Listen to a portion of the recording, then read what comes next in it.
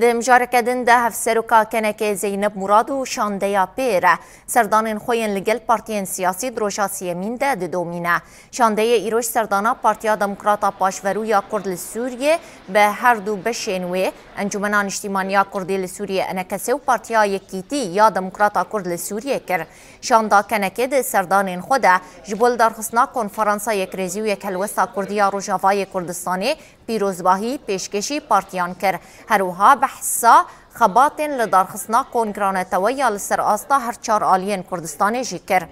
بردف که انا کسی فیصل یوسف جید سردان دش روشافاتی ویر آخوی و را گهاند گوپی پاراسنا مافی گل کرد پرسگریک چار سر نابن. سروكا حبشيا كنكي لانجمنان اجتماعي كردي هاتن بيروزباي يلدار خصنا كونفرنسي جوبو ياغو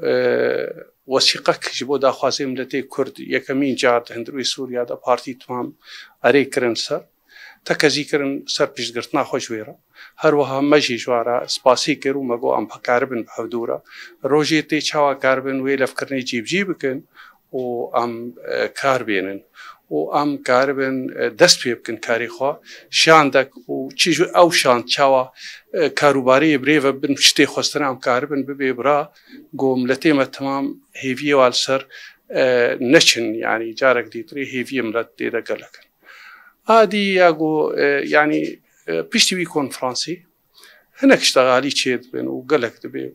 وك بري هناك كسي بردرن مد ولاد دا ايغو يعني تشاوا مسألة كرديتية غير كرديتية بلكي دبينن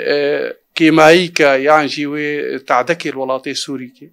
جبيرات كنا اسناما سوري دفي بي خويا كرنغو نتني نتوك تنيا عرب كردن سريان اشورينا مسلمان مسيحيين تماما او ياغو امسرت شغلن وياغو دا خوازي كردي دا جهاتي تمام انه سوريا كولاتك قالك نتو قالك اول دفي ما في بيكاتا تمامي